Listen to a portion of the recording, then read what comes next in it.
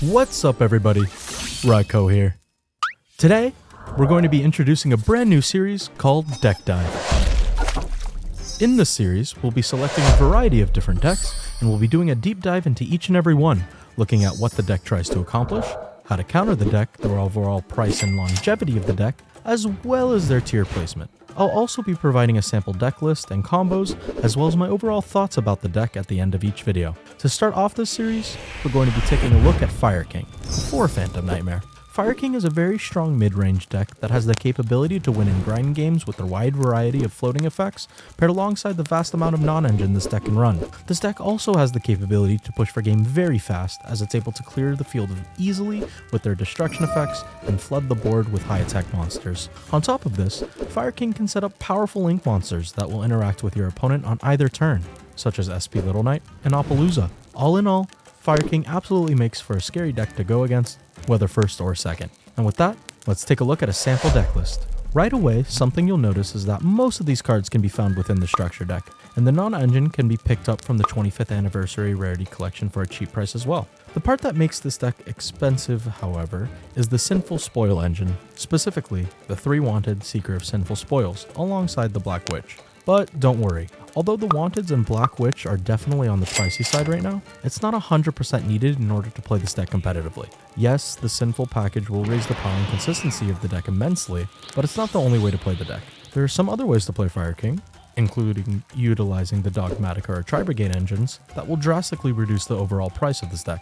You can also choose to only play 3 original Sinful Spoils, as the card is only $5 and is still incredibly powerful on its own. However, if you have access to the full Sinful Spoil package and would like to play this deck as optimally as possible, I strongly recommend using them. If you're also unsure as to whether or not picking up this deck is worth it, something to keep in mind is that there's plenty of support in the pipeline for this deck that will be coming out in the near future.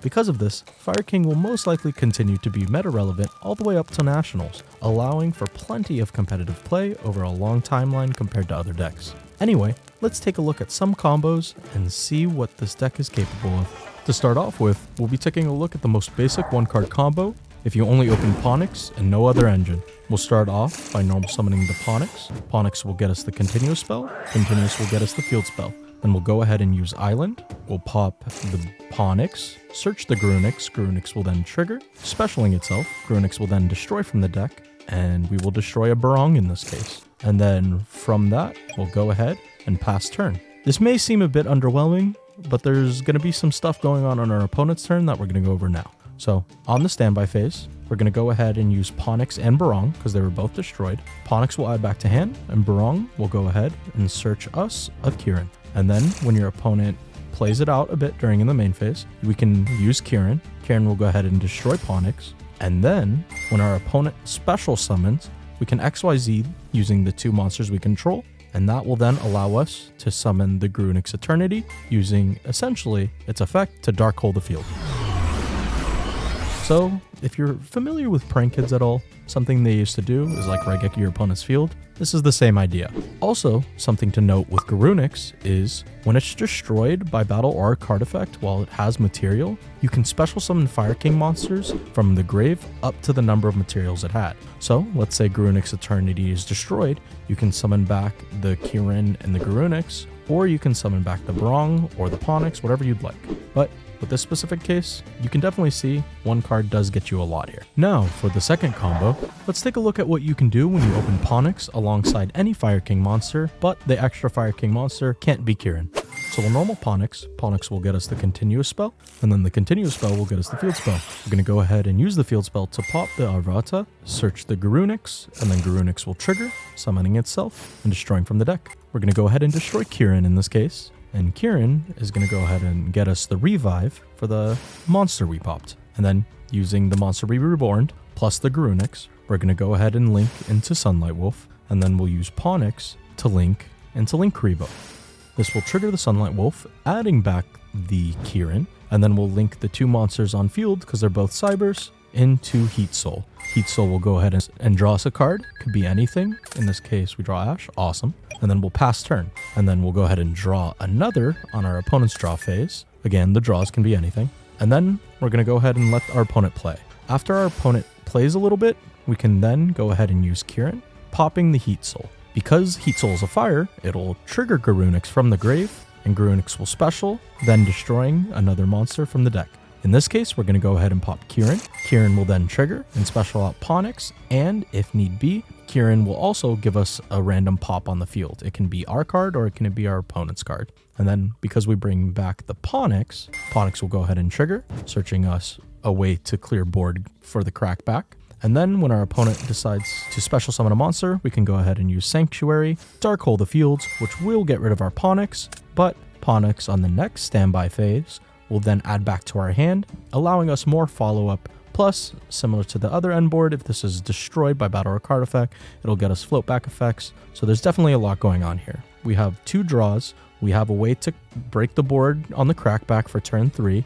Ponix will be adding to hand, and we'll have Garunix on field. And Garunix, if it survives, we can detach 1 to pop a spell or trap our opponent controls as well. Definitely a lot going on here, and just by opening Ponix with any one Fire King, it's definitely strong. Finally, the third combo I'll be showcasing is if you open Wanted with any discard, and this is by far the most powerful end board out of the 3 combos shown. Let's take a look. We'll go ahead and use Wanted in the draw phase, search the Black Witch, and then we'll go to main phase. Black Witch will summon by discarding any card, and then on summon, we'll go ahead and set the OG Sinful Spoil, and then we'll go ahead and use the Sinful Spoil to summon Ash from the deck, and then Ash on summon will go ahead and search us Ponix. Now, we're going to go ahead and normal summon Ponix, use the effect to search the continuous spell, and then the continuous spell, as always, will grab us the field spell. We'll then go ahead and use Island, popping the Ponix, to search us the Garunix, which will then trigger the Garunix and allow us to special the Garunix from hand, and then on summon, Garunix will destroy from the deck. We'll go ahead and destroy Barong to get a search on the next standby. With Ash, we're going to go ahead and send itself plus the Sanctuary. I know it's a bit weird to send the Sanctuary, but I promise you it's worth it with this combo. So we'll go ahead and summon the Flame Birch, and then using the Flame Birch and the Garunix, we'll go ahead and link off into Sunlight Wolf. This will then trigger the Flame Birch, which will summon back 2 from the grave. I gotta love mini soul charges, which will then trigger the Sunlight Wolf, adding back the Flame Birch for the next turn. We'll then go ahead and use Wanted, because we never want to forget about that draw, and the draw could basically be anything here. In this case, we draw Kieran, but we're going to act as if we didn't draw Kieran, just for the combo's sake. And then we'll go ahead and link these 2 off into IP Masquerena, and then from here, we'll pass turn. During our opponent's standby phase, we'll go ahead and use Barong to search us the Kieran. Again, we're just going to act like we didn't draw Kieran here, just for combo's sake.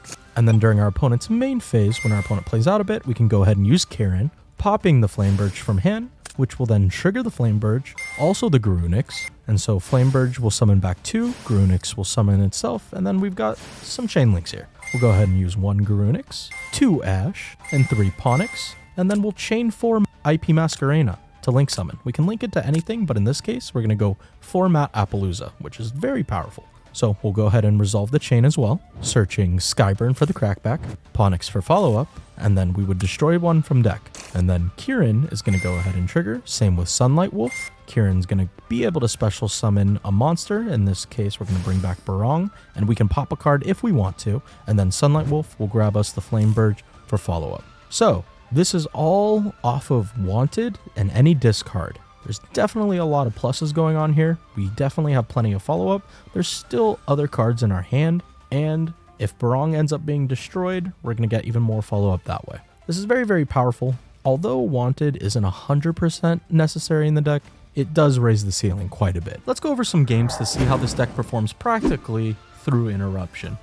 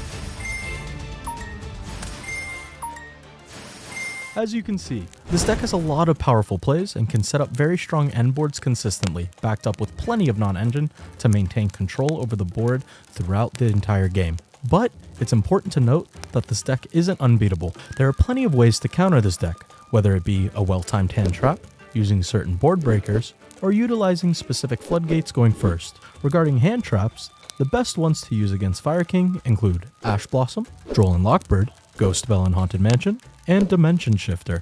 Most of the time, you'll want to use Ash Blossom on Fire King Island. Using Ash Blossom on Fire King Island will stop a huge snowball effect of triggering destruction while searching any missing engine needed. Unless they have Arvata on the field to negate Ash, most of the time, Ash Blossom on their field spell search is the way to go. Ghost Spell is very powerful if used at the right time too, stopping a Flamebirch from summoning 2 back from the grave, or stopping Kieran's Reborn effect and pop can stop the deck in its tracks and make the end board much more manageable to deal with. This deck also searches a lot, so Droll and Lockbird can completely shut down a Fire King player's turn, as well as Dimension Shifter, as the graveyard is absolutely needed in this strategy. Similar to Shifter, certain cards that lock out the graveyard can be incredibly powerful as well. This includes Abyss Dweller and Gravekeeper's Inscription. If you're able to resolve these going first against Fire King, chances are you're winning that game. Finally, 3 cards that can help a lot going second versus this deck include Evenly Matched, Soul Release, and Super Poly. Evenly Matched is non-destruction and gets rid of a lot of their resources. Also, most Fire King decks do not have a way to negate spells and traps, so this is most likely resolving every time. Similar to Evenly Matched, Soul Release can get rid of a lot of resources, drastically reducing their interruptions and the amount of follow-up they will have. And finally, Super Poly is a great way to clear their board, as it does not trigger the floating effects and can be used right before the XYZ summon of their boss monster to dark hole the field. All in all, Fire King is a solid deck that's a lot of fun to pilot and will be competitively viable for at least the first half of 2024. It's very consistent, can go first or second, and can play a grind game or simply OTK out of nowhere. This deck is absolutely considered to be tier 1 and will continue to be tier 1 as they receive their new support. If you enjoy playing a mid-range deck that destroys cards like no tomorrow, this is the deck for you. For those of you who have stayed until the end of this video, thank you so much. You are awesome. I couldn't be more grateful for the continuous support and couldn't be doing this without you all, so thank you. If you enjoyed the video and would like to see more, let me know in the comments below, along with the deck you'd like for me to go over next. But for now, thank you so much for watching, and until next time, peace.